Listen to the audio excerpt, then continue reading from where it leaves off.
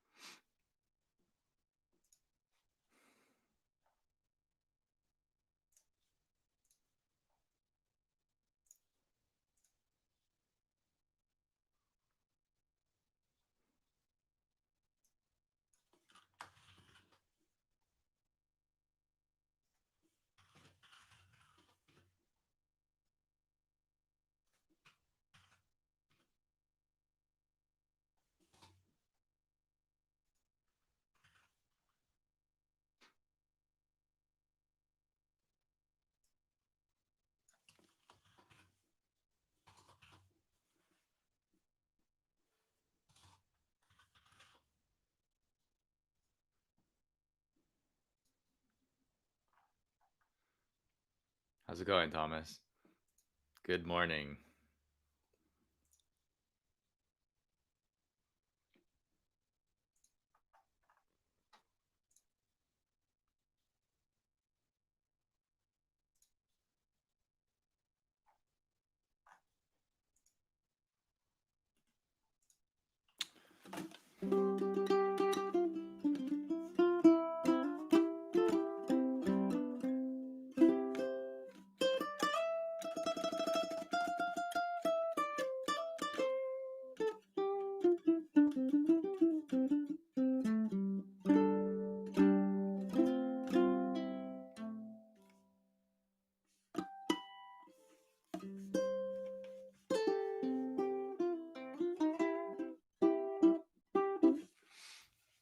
Thank you all for tuning in.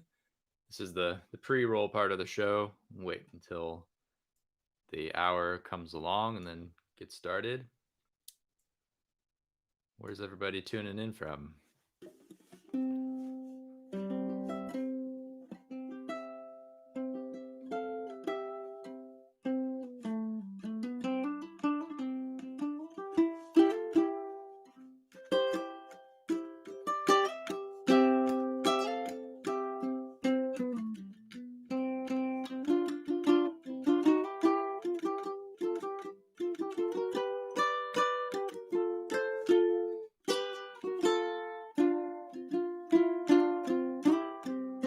Concord, nice.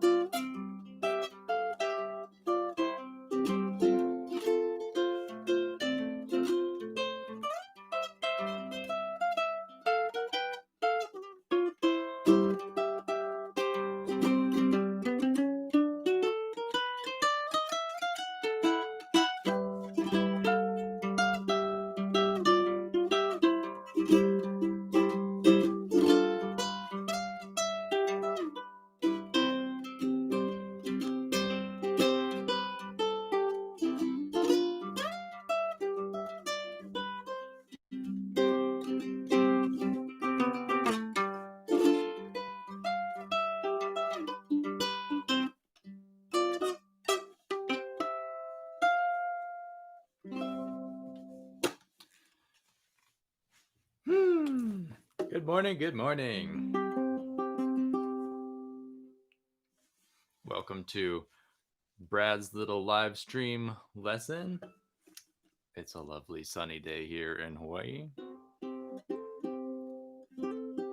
Nice to have something to get up and take a shower and eat some breakfast and brush my teeth for. Otherwise, I'd just be hanging around doing business stuff in my pajamas. So thank you all for giving me the little kick in the pants that I need to get my day going.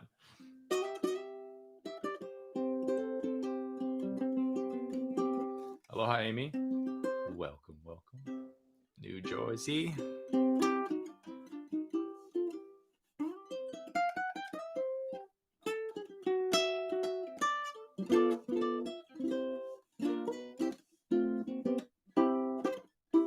If you're just tuning in, gonna wait around until the hour comes along for anybody who's actually got this marked on their calendars and didn't just stumble upon it.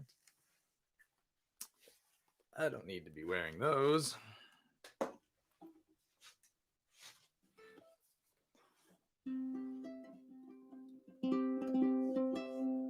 Got the UK in the house. Welcome, welcome. Thanks for tuning in.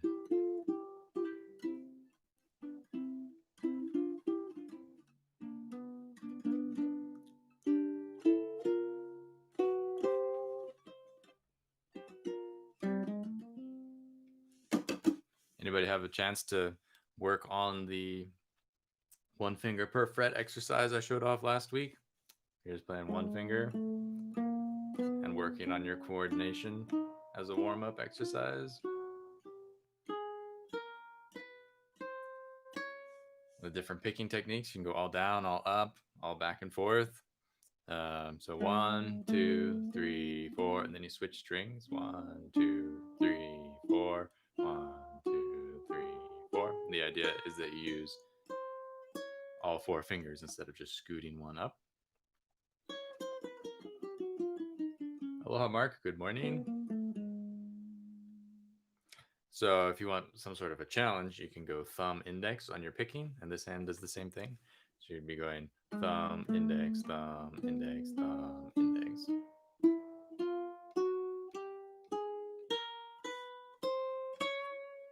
And when you're doing things like this, you can kind of pay attention to where you're picking on the string, and where you pick changes the sound of the notes that come out, right? So if I'm picking way back by the bridge, it's a little bit snappy, but if I play further up, it's more round and warm. So when you're playing like back and forth with your thumb as you move along the strings, if you really want to be nerdy about it, certain strings sound better and certain frets sound better if you play in a certain spot along the string, if you pick in a certain spot. So if I'm playing on the G string, because it's a little bit lower, at least for me, I'm playing low G, but it's a lower string, same with C.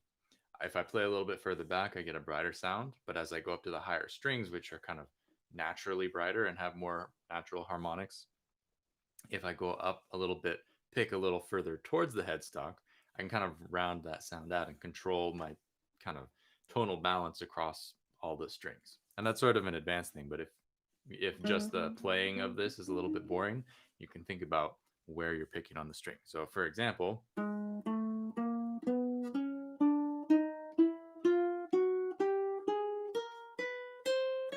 I can keep the sound kind of consistent by shifting up as I go to the higher notes. So something you can think about, and if you think about it and practice it,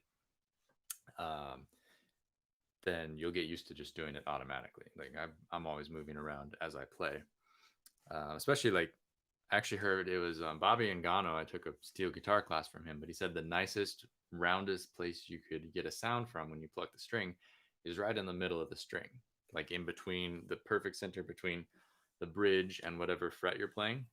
And so for him, he tries to pluck there at that spot, no matter what fret he's playing. So his hand's always moving around as he plays. Of course, he's playing steel guitar, but the same thing is true for ukulele. In that, if you can balance your tone, if I'm playing here, if I pick in my same location, kind of the ratio of where I'm at on the string is different from if I play the open string.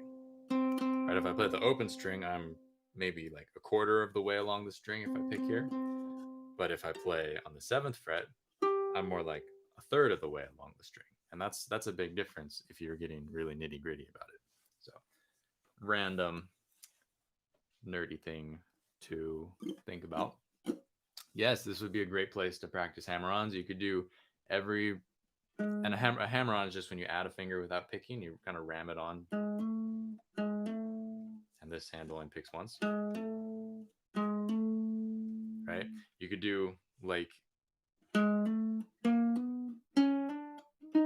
you could play it like Pink Panther style, or you could try and do all four in a go.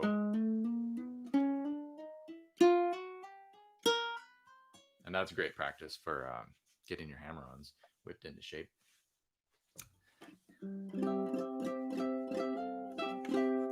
But yeah, welcome. It's 10 o'clock in the islands. We made it sort of the way through the morning. Honestly, I didn't have a whole lot of a lesson plan going on until a few minutes ago. But I was thinking I could talk about massaging mistakes. Right? A lot of people get super uptight about making a mistake or blowing it or playing the wrong thing. And it's really no big deal. But it takes some convincing on my part as a teacher to like convince my students. It's not a big deal. It's, there's a lot worse things that could happen than playing a wrong note or a wrong chord or something that buzz. So I thought what I could show you and talk about is some tips for like becoming okay with the mistakes and how to actually turn them into being maybe more musical than they would have even been before. Okay, so when you're playing along, maybe you're practicing a scale or something, you play a wrong note. Oop, I don't like the sound of that. Automatically most people stop, and that's kind of natural. It's, you hit the brake pedals so you don't go into the guardrail as opposed to just crossing the white line. You can actually stop your forward loss of control, and so that's fine. But a lot of times if you push on through where you're going, provided you know where you're going after the mistake, no one's really ever going to notice if you're playing for people. So that I think that, especially in a performance standpoint, is sort of rule number one with a mistake: is just don't stop, keep doing your thing, and no one is really going to notice. Only the musicians in the room are going to notice if you blow it like that. But I heard long time ago, I went to a folk music workshop, actually in California, in Coloma, and there was a guy there, Joe Craven, I think was his name, who was this crazy mandolin player guy who had kind of a real alternative view on music and way of teaching. And he always emphasized that a mistake is just a loss of control. And that's really all it is you've, kind of your playing has outpaced your mind and your coordination is all that has happened. And so if you're playing and you have time to get yourself back on track mentally and physically with your fingers, you can just continue on your way. If not, if you're playing especially a single note line and you make a mistake, whoops, you're only and ever one fret away from a right note. Let that sink in a minute. If I was to slide any mistake note up or down one fret, I'm going to go back into the scale. Because a lot of times, let's back up a sec. A major scale is made up of whole steps and half steps, right? 2 frets, 1 fret. Half step is 1 fret, a whole step is 2 frets. So if you land yourself right in the middle of a 2 fret whole step, a whole step would be going from, like, say, the 5th fret to the 7th fret. If you land yourself in the middle, your neighbors are right notes. So if you were to slide down or slide up, you go back to a correct note. So even if you've kind of gone off the rails of what you intended to play, you can still make it musical by just kind of sliding your way to where you want to be. All right. And that sort of has a little bit to do with like attachment to the outcome, which is not always a good thing with music. Sometimes it's nice to just kind of go with what happens and see where the mistake leads. But also, if you don't know what else you can play, then it's a little bit of a problem. But you're only ever one fret away from a wrong note. So if I intentionally play, I can go up one fret and I'm back on a right note,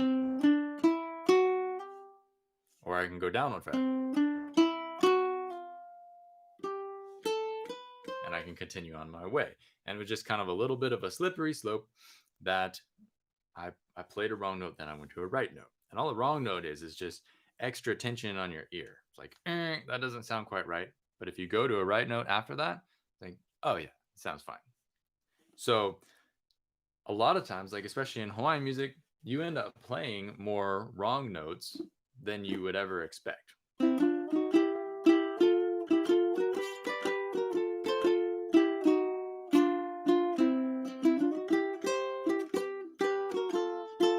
All the in-between stuff, those are all wrong notes. And by playing those and going in and out of key, you're actually creating a lot of interest for your ear. So by playing a wrong note and then moving up a fret or down a fret, you're actually just creating tension and release with your ear. And this can be super hip, really. You think it's a mistake, but actually it's not if you can kind of smooth it over. So try just for fun, just because we're here and we can, try playing a C major scale. So if you don't know a C major scale, you start on the third string from the floor, open, then you play on the second fret, and then you play the next string down, open, the E string, and then the first fret, and then the third fret, and then the open bottom string, and then the second fret, and then the third fret. So all together it's open, second fret, and then you switch strings down, open, first fret, third fret, open, down one string, second fret, third fret. So that's do, re, mi, fa, sol, la, ti, do is what your ear is used to hearing.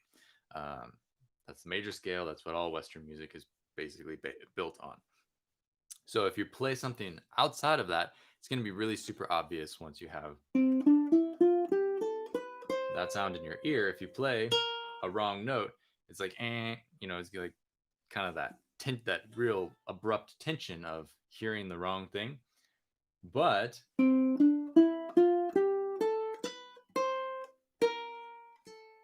if I go down a fret or up a fret, I can massage it into place. So let's try that one. As we play through the scale, let's play it normally, but then try going to something that's outside of the scale. For instance, the first fret on the bottom string is not in the C scale. And if you play it enough, it'll start to sound right. But in our context, it's an out note, right? So take that and go up a fret or down a fret. And you could pick again, or you could slide, or you could hammer on. However you want to get to the next note is completely up to you. But all you're doing is you're shifting the focus from the wrong note up a fret or down a fret, however you choose to do that.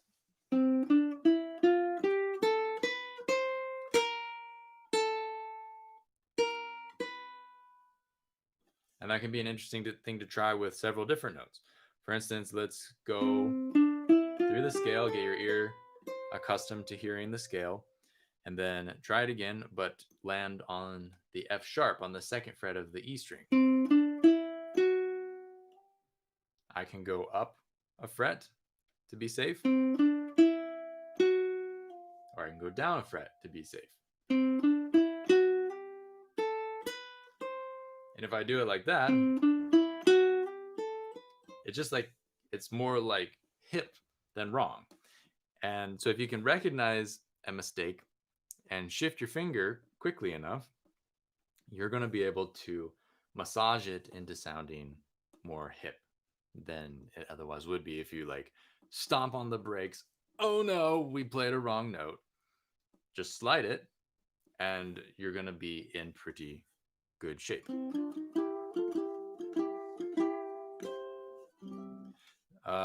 So try that with several other notes out of the C scale. My room is finally warming up. The sun Takes a while to hit it, and when it does, it gets nice and toasty.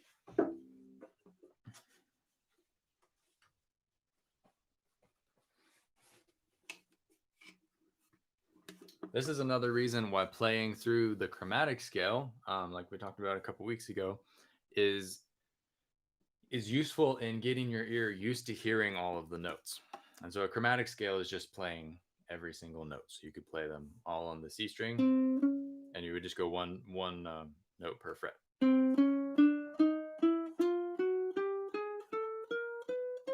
And you just train your ear to hear all of the notes, and then you realize that certain notes are going to sound a little more polished, a little more consonant, like they fit into the picture better. But by getting familiar with the wrong notes as well, you're not going to be as afraid or startled when you play one. It's going to be kind of like, oh, well, that doesn't fit the key that I'm playing in, and it's not technically right, but there's nothing wrong with it. It's not inherently bad. It's just it doesn't fit in this context. But I can massage it by going up or down a fret to something that fits a little bit better. So let's play a C scale from a chromatic scale. And what I mean by that is let's slide every note that's wrong up to the right note. So we end up playing all the notes, but we also shift it so that we're leaning on a C scale more so. Here's what I mean. So if we play it all on the C string, right, that would be the next note in the chromatic scale is a C sharp, which is not in the key, so it's wrong, right? Always quotes with wrong because it's just out of the key. There's nothing wrong with it. But if I slide it up, now I'm back in key. So let's do that with every note of the scale. So it would sound like this, and then I'll show you in a sec. The F would be actually in the scale.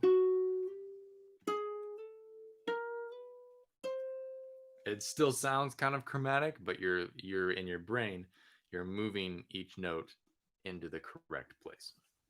Okay, so let's try it together. Just on the C string, we're going to play every fret, but you're going to slide some of them and just fret some of them. So open C string, and then the first fret is wrong, so we're going to slide it up. Now we're on the right note. Now if we go to the next fret, third fret, that's wrong again, so we slide it up into place. And then the fifth fret is an F, that's in our scale, so that's fine. And then sixth fret, slide it up, massage it into place. And then the eighth fret up to the ninth fret, massage it again. And then we're gonna massage the 10th fret up to the 11th fret, and then you finish on the 12th. So if you notice the notes that we're getting to, we're playing a C scale in there. Right, those are the notes that we are sliding to. We're always correcting to these. It just doesn't look like it, and it doesn't really sound like it because we're playing it intentionally from a chromatic scale.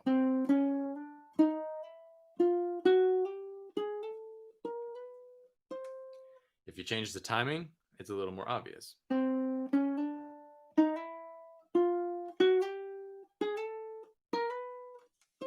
Like then it starts to sound like a C scale. You're just slipping into every single note. So you could try that as well, where you're playing, maybe leave a longer gap between the notes, but when you hit the wrong note, try and slide it as fast as you can.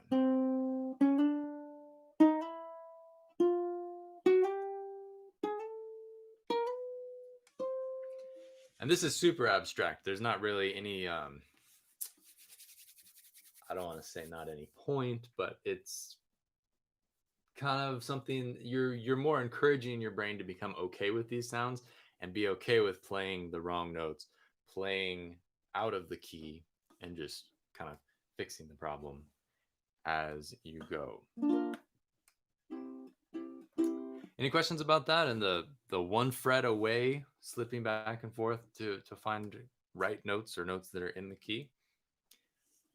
Aloha, Darlene. Kia ora.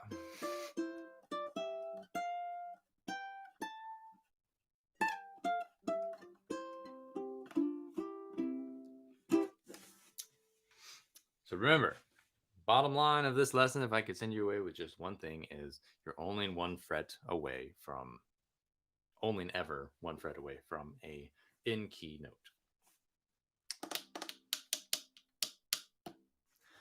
Okay, so with that in mind and playing on the wrong notes, let's talk about how you can intentionally use wrong notes when you're playing right notes to instead of correcting your course from something that is out of key that you didn't intend to play, how to take things that are out of key that you do intend to play and fit them in. And by kind of reverse engineering this, you'll start to become even more comfortable with the whole mistake aspect if you do play the mistake.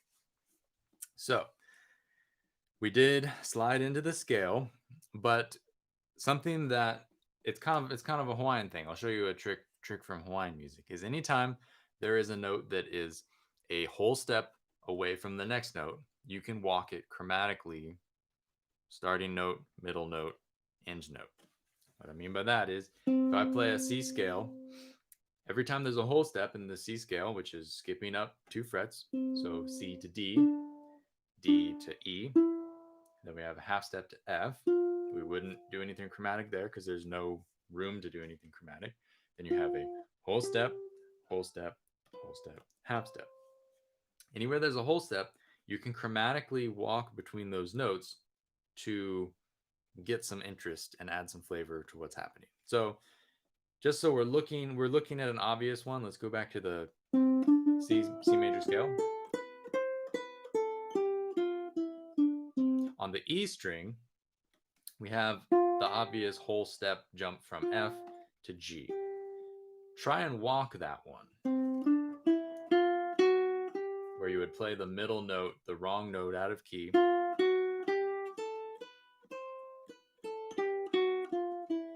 A lot of people will tell you this is a blues scale. I don't really know it in that context or how you would apply it so much, other than,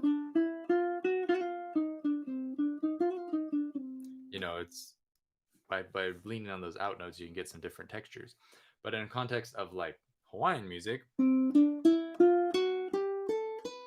just having that middle wrong note, it's like and then it goes back to being correct immediately after that. So practice that one.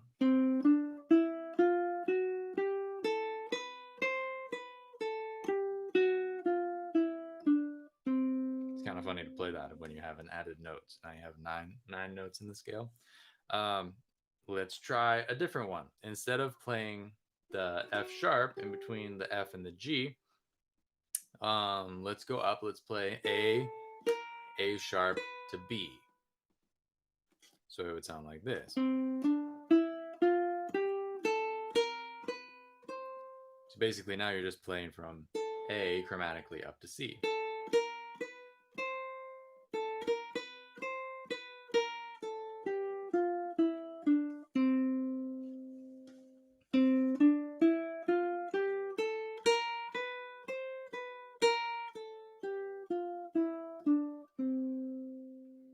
Okay, do one more and I'll show you a little bit more of a practical usage for these instead of just playing them up and down in the scale.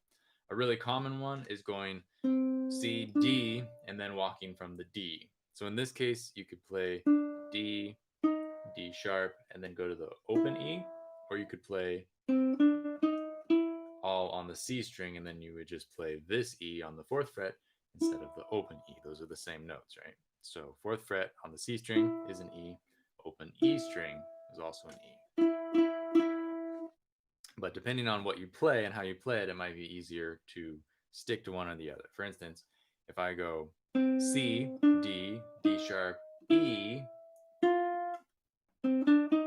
because just the way that it sways by going to the open string, you're sort of changing the timbre of the note, maybe more dramatically than you would want to from something that is sort of its own little package, right? If I have these notes, they're sort of their own little phrase, their own little unit. If I change strings, I'm introducing a new timbre that might be less desirable. So a lot of times if I'm playing something like this,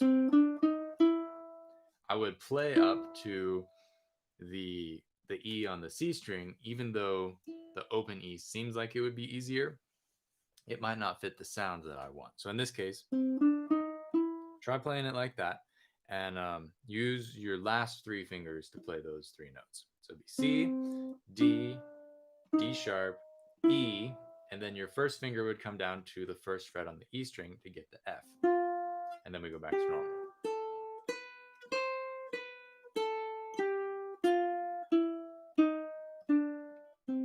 That's a really good one, because it's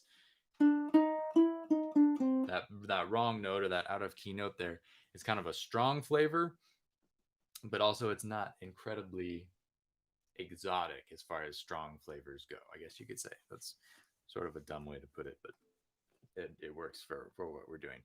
But try that a couple times up and down. Whoop, almost forgot it.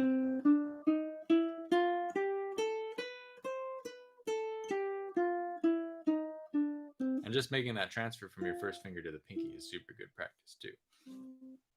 But for instance, if I'm playing that kind of a thing, that sounds super Hawaiian, right? It sounds even more Hawaiian there. Or it's like a ragtime sort of thing. A lot of Hawaiian music is like messed up ragtime. Sound wise, the way we play all the wrong notes and stuff.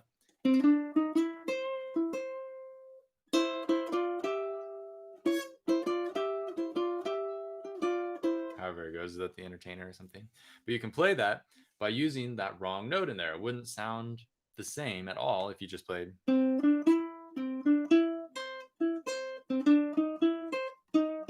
That wrong note really brings it to life. So if you play that, you use your middle finger to play the run this time. We're breaking out of a one finger per fret rule because we can and because it just kind of works in this situation. So it'd be open C, and then D, D sharp, E. There's our chromatic run. And then you can skip down to the C on the bottom string to kind of get that sixth interval sound, which is also a very Hawaiian thing. And that would be a good place to kind of begin. So all together it would be, you could even pinch the two notes by playing with like a crab claw on your C and A strings, so that as you're holding both the notes, you're also picking both the notes, and you play a harmony here just by leaving your middle finger in place as you go to the C.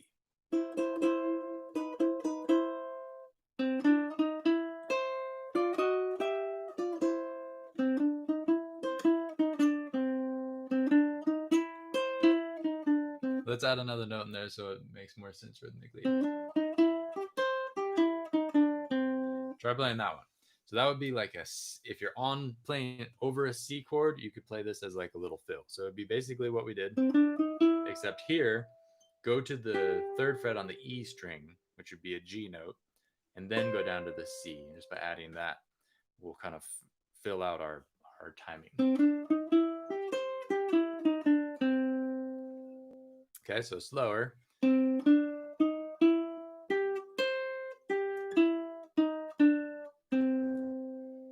we got our walk, and then we go to the third fret on the E string, and then third fret on the A string for our C, and then back down the way we came.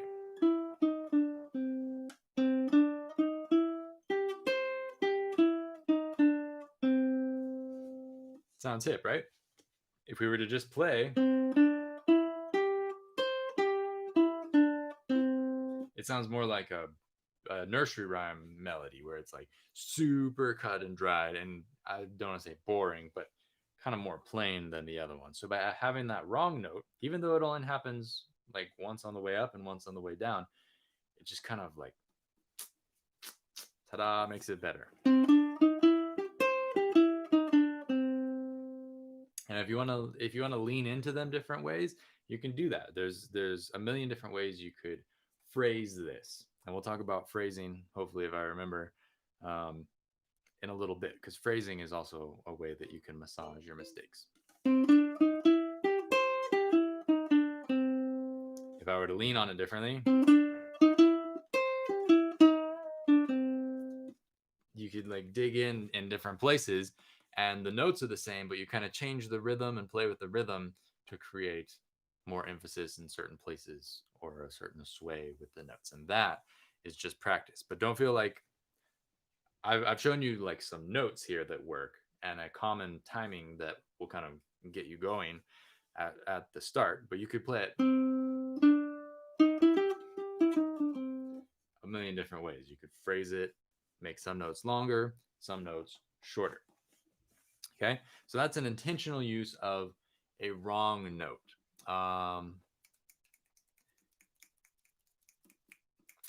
Let's see if I can remember how to play this.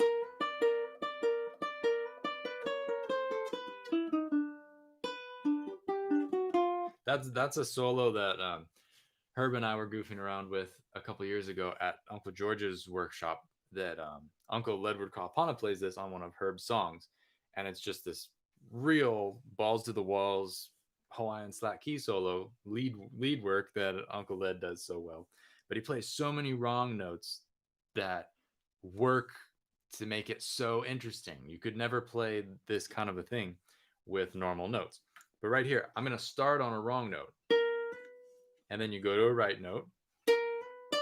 And that's a right note as well. So you kind of have like, and then it goes in to the right notes for all three of those. Oh, there's four. And then that, I'm just playing these two notes together. It's the 7th fret on the E string and the 5th fret on the A string. And if I slide it down 2 frets, I'm still in key, but he doesn't do that. He plays the middle one and gets both those wrong notes to kind of drag the whole thing out so that when you get to the right notes, it's even more impactful.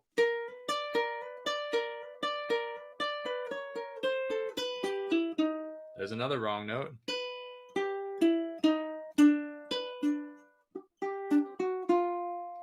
It's just brilliant. And he was totally improvising this. He just pulled this out of thin air.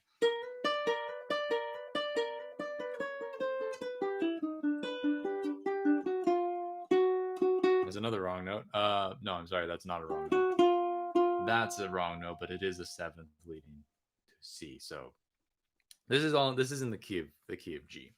But it just I don't necessarily want to teach that, but the whole idea is that you can play these notes. There's no rules at all against playing notes that are out of key. You just need to know how to incorporate them and season them. You know, if you take the sour notes and use them all the time, it might not work. But if you use them, you know, sparingly, it's going to be great. It's just like, you know, adding salt to a dish. If you do too much, it's going to be gross and you're going to just the whole time you're eating it. But if you use just the right amount, it really adds to the flavor.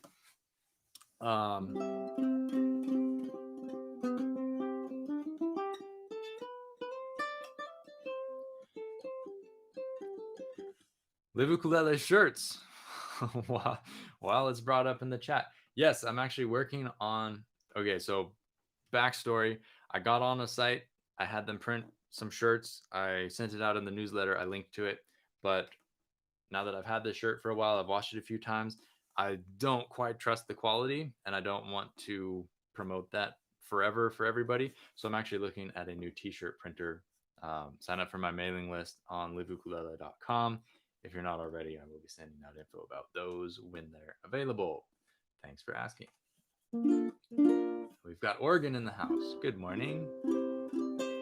Whoa, what was that?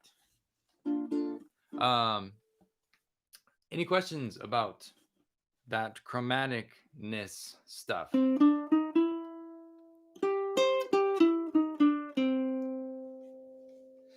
You can use this. You could play basically the same thing using any place there's a whole step in the major scale.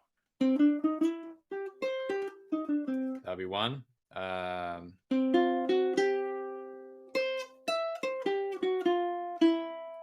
That'll be another one. You could just go up and now play the walk from the F to the G. You could start on like the open E. All this stuff can start and stop any place, especially once you get into it and you start learning where all these wrong notes can go. The sky's really the limit. So you could play the same thing, same timing on the from the E string, the open E, and then walk on the F to the G. That would be another option. So you play the open E, and then first fret, and then second fret, and then third fret. That gets you your walk. And then if you want to go up higher, you could play like the third fret on the A string, and then maybe even the seventh fret to kind of get a C. The reason I've got that in there is it kind of outlines the notes that are inside of a C chord. So if you're playing over a C, it would still sound like you're playing over C, even though you're playing single notes. It's like, it's kind of a classical thing. Like, even though the violin is only playing single notes, the composers would write the song so that they would arpeggiate the notes in the chords and highlight those notes so that your ear always kind of knew what the harmony was, even though there wasn't actually harmony being played simultaneously as a chord form. So once again, you could try from the E. That's a little more advanced because you got the reach up there. If you wanted to make it more simple, you could go. You just go down the scale from there. Right? What if I was to take a different walk? Let's walk from G to A. Again, this is just like we went from the D to the E, where I moved the location of the E off of the open string because of the way that it sounded with the group of notes to kind of keep everything contained. I could do the same thing from G to A. This fifth fret on the E string is an A note. What I mean by playing over C is playing over a C chord. So if somebody else in the band was strumming a C chord, the leads that I'm playing with, the chromatic notes, would mesh up with that, and you wouldn't if the person playing the lead or the solo over the top of the chord is playing emphasizing notes from a different chord, if the band's not really locked in or solidified to that chord that you're actually on, it can drift your ear off of the chord that you're on and make the harmony sound kind of funky. But if I walk from the G to the A, then I'm getting my little contained package here instead of trying to switch to that open A, where again I'm going to get that different timbre, that different sort of sound by making the switch to the new string. I would rather keep it in one place. So again, I could start on the E string, and that kind of, that's like the wipeout. That's the wipeout one, right? So you could play that.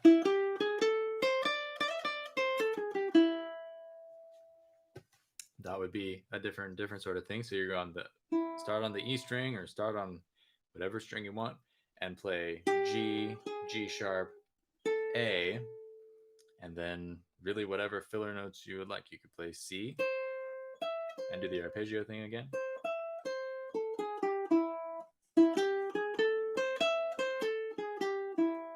It's kind of cool. It's kind of nice. It's very in, except for the wrong note.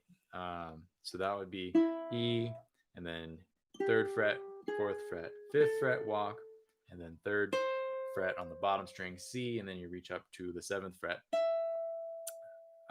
That's an E, and then you would go back down.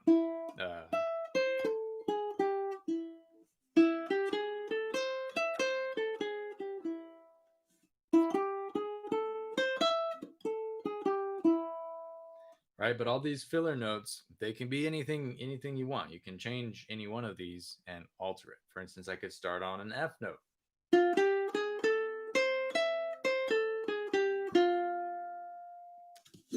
But because I do that, I'm going to change the tonality, and in this case, it wouldn't sound so much like you're playing over C. It would sound more like you're playing over an F if I were to emphasize notes from an F chord around my little walk.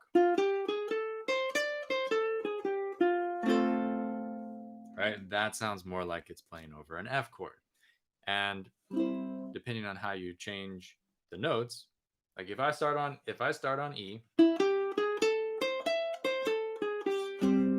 sounds like it's playing over a C chord. But if I start on the F and end on the F, it's a little bit more of a C sound. I'll show you what I mean. If I was to play the same thing,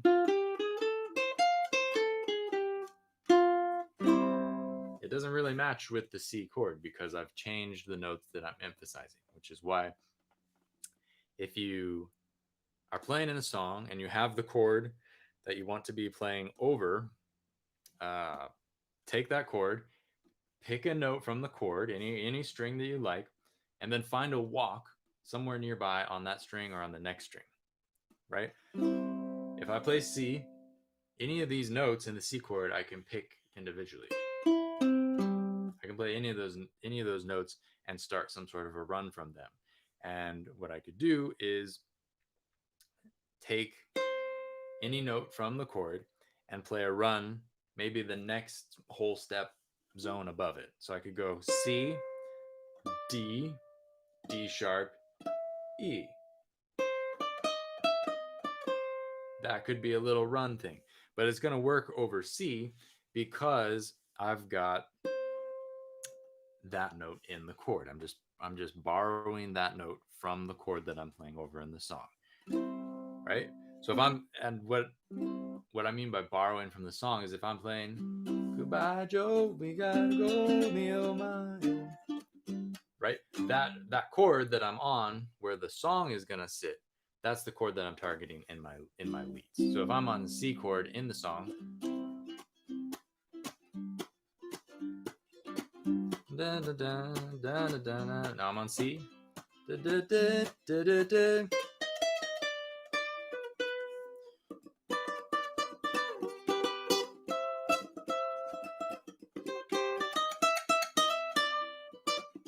Right there I'm on G, and then I'm back to C.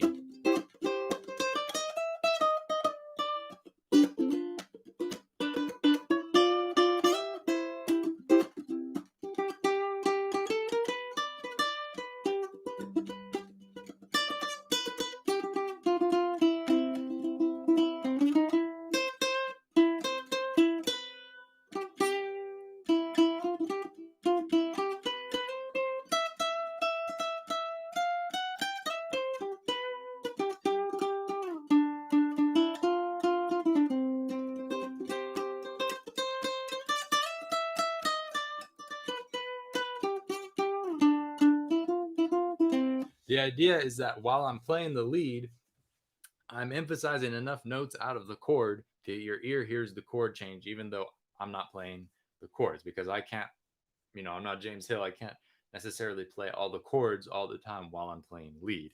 And so if you hit some of those chord tones while you're over the chord, it's going to make it more believable, make the chord changes stand out while you're playing just your lead. Any questions about that? I'm going to move on and talk about phrasing now, because I think phrasing is a super important part of mistakes and covering up mistakes. We're talking about how you can massage mistakes to sound right and to kind of maybe even give you more musical ideas than you would have had in the very first place. So if there's no questions on said subject matter, I'm going to move along. So phrasing is how you deliver your notes or your words. Some people talk super fast and they try and get everything out and tell you all the details, and your ears can't even quite keep up because they're saying so many words in a short amount of time. While you listen to some people and, they have kind of a cadence, and you listen to the cadence and it draws you in and it moves you along because their phrasing is good. Like just thinking off the top of my head, like Obama and his speeches, his cadence was so signature and so relaxed and almost musical in the way that he delivered the words. That's phrasing. You could have Martin Luther King read the same exact speech, but his phrasing would be different, and how he addressed the words and how he inflected everything, that it would sound completely different. And basically, you're doing the same thing with notes when you play. Like, if you were to take a well-known melody, and let's see, I might back myself into a corner here trying to do this, but if I play Twinkle Twinkle Little Star, just to keep it super simple,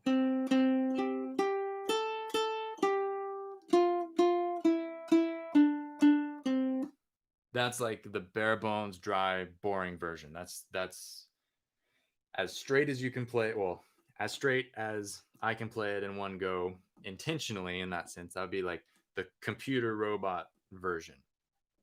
But as a human being and as an ukulele player, I might put a different inflection on it and change the phrasing of the melody. So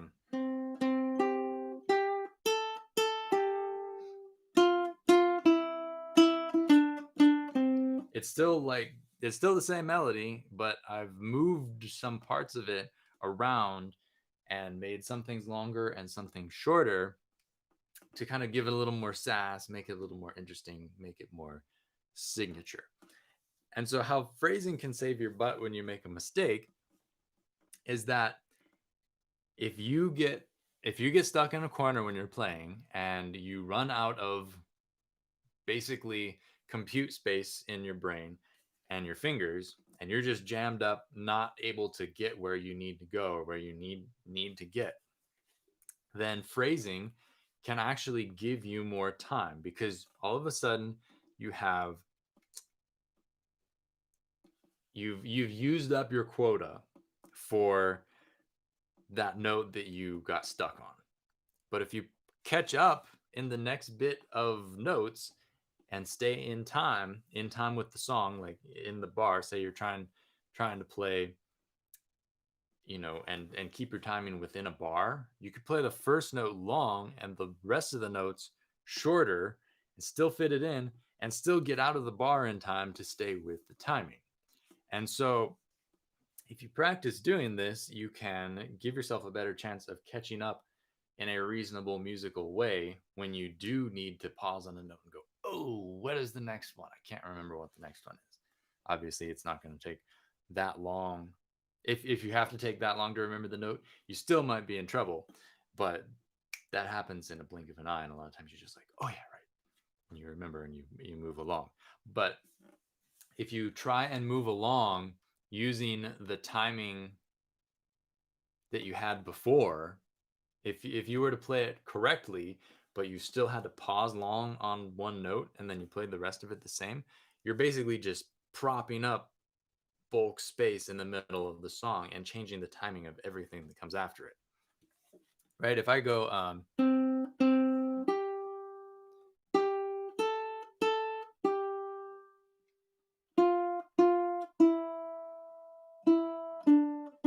by adding those gaps, I'm not shifting anything to catch the rest of the song up with it and keep it in time. So all it is just like, instead of being musical and like, oh yeah, this is groovy, it's just waiting.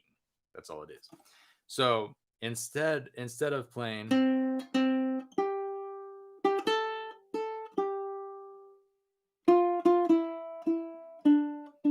don't know if I'm actually on time there, but I think you can kind of get the idea, is that you catch up in the remainder of the notes if you're going to play one long. So try follow along with me. Let's play the melody together just to get it dialed in. We're gonna start on open C, and then go to the 3rd fret on the E string. This is a G note. Twice on everything, and then open A, and then back to the G. And we're gonna just go down a C scale like we've been playing already. 1, 2, 1, 2, 1, 2, 1. Okay, so that's just our Twinkle Twinkle melody. Play that a couple times and get with me, and then we'll try and mess it up and fix it.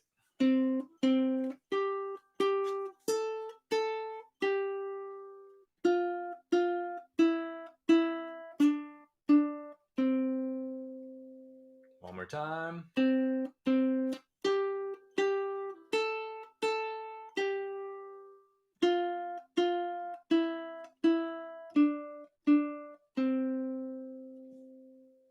right? Now let's figure out ways we can intentionally change the phrasing so you can understand kind of what I'm talking about here. Because a lot of times, folks who aren't familiar with how phrasing actually works, they kind of like that seeing the change in phrasing the very first time has to be really spelled out, and then there's like an aha moment, and it's no big deal. But if we're playing, let's play that. We're gonna change the sway. No. So let's play the third note in the song. Let's play that long, and then we're gonna catch up on the following two notes. So, right, by playing this second G note, long, short, long. By playing that short G in there, I am changing the ratio between the two notes. Normally the ratio is just 1, 1, 1, right? Twinkle, twinkle, little star. It's very straight. Everything is just eighth notes or quarter notes, whatever it is, depending on how you notate it. But if I change the phrasing, I'm borrowing from the note ahead of or behind it and keeping everything on the grid. But now instead of everything being even, I've shifted the ratio. So if this was the middle point, I'll go in the middle of my screen here. If this was the middle point, and this is one note, and this is one note, when you phrase, you change the ratio. So now this is one note, and this is one note. Or this is a note, and this is a rest, right? You're moving how long you're staying on each note. So what we're doing here is hiccuping our way into a recovery of playing this note long. Okay, let's play it together a couple times and just try and get that pause on the G and then the hiccup that catches us back up into the correct timing. Okay, 2, ready, go. Then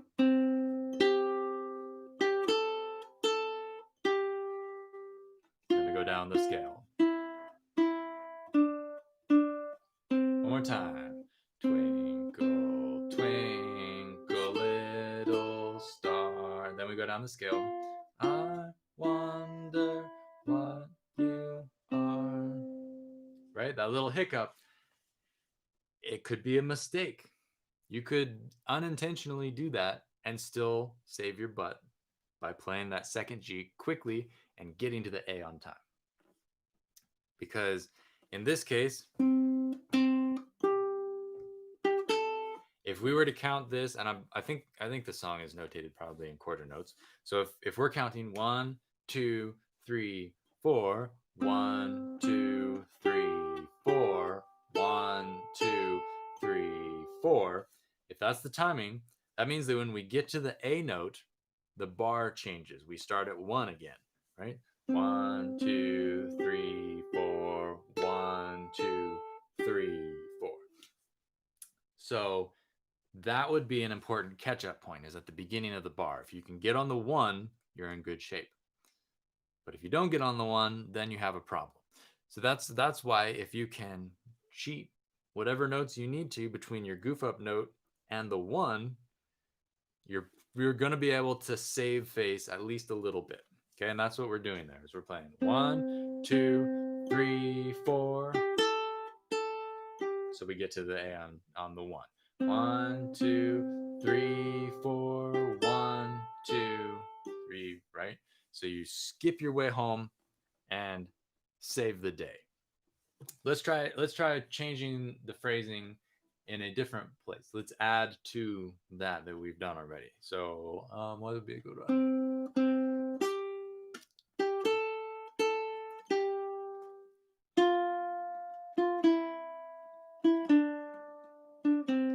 Let's hiccup step down the scale.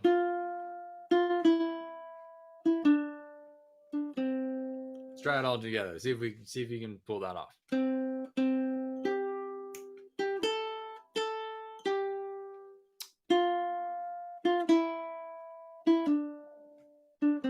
So that is a number of recoveries in a row where we're hanging on the note and then we recover, and we hang on the note and we recover. And intentionally doing this is great practice for real life when you go, oh, what's the next note? And then that next note, you're going to, if your brain is searching for the next note, you should, if possible, get a couple next notes in your brain, because in order to catch up, you're going to have to play that next note faster, right, to get back onto the timing. Let's try that one more time. Twinkle, twinkle, that we were playing.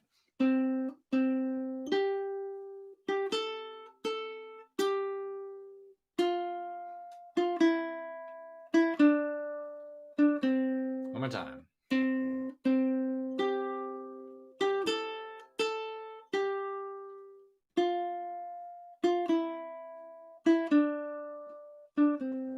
And so, personally, obviously that's exaggerated and overblown, but by adding that interest to the song, it's a lot less boring than if you were to just play it straight and plain.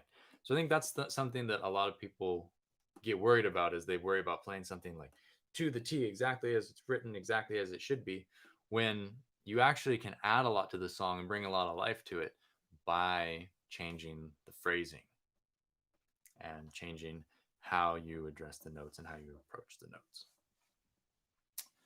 Right? Any questions about any of that? I feel like that's a pretty good place to leave it. We've got the slide up one fret or down one fret. If you play a wrong note, right, you're only ever one fret away from a right note. That was one tip.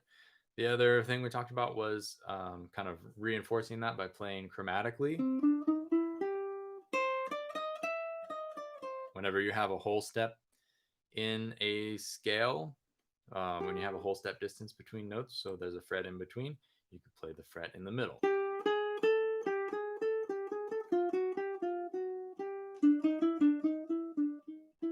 Just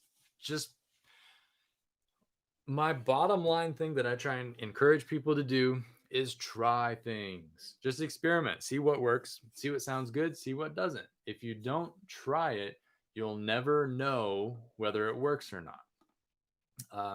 You might end up playing something that sounds like garbage, or you might find something that sounds super hip that you would never have even known about otherwise. There's just no way to know what you're missing unless you just kind of sit and fart around with these things and see what you can come up with. You know, play the back-to-back chromatic whole steps. Huh, that's interesting. What if I phrase it different? What if I go down? What if I go up and down? What if I phrase it and go up and down? You know, there's like so many little ideas that you can come up with just by trying things and experimenting. And it doesn't need to be any kind of complex for you to just enjoy the spontaneity of that musical experimentation. And I think that's a real rich thing that goes very underused a lot in the ukulele community. And so that's my battle cry, is like, try things. All right. If there's no questions, we'll wrap up. Thank you all for tuning in. Next week, same time, same place. I'm going to keep continuing these lessons until I get bored of it. It's nice to have at least one day out of the week where I need to get up and brush my teeth and, you know, put on real clothes. That's great. Great incentive to have a productive day. And yeah, try and come up with something interesting and useful next week. If you go to liveukulele.com and search for just live or live stream, you can find there's a page on the website that's dedicated to hosting the live stream, but also hosting past replays. So you don't have to search your way through YouTube, which can be a little confusing these days because there is just all kinds of recommended, and not actually relevant stuff anymore, which is really too bad. But that's just the way it is. But if you go liveukulele.com /lessons/live stream or something along those lines, but just search for live stream, you can find it, and all the past ones that I've been doing. I try and keep a backlog of everything that talked about so far. So, yeah, thank you all for tuning in. Have a happy, safe new year. We're expecting lots of illegal fireworks because they've been warming up for weeks now. Boom! But it should be an interesting day. Everybody's pretty ready to be done with 2020, I think. Yeah, so be safe out there and experiment and practice. And I'll see you next week. Tell your friends, share with your ukulele group, and keep playing. Don't stop because you make a mistake.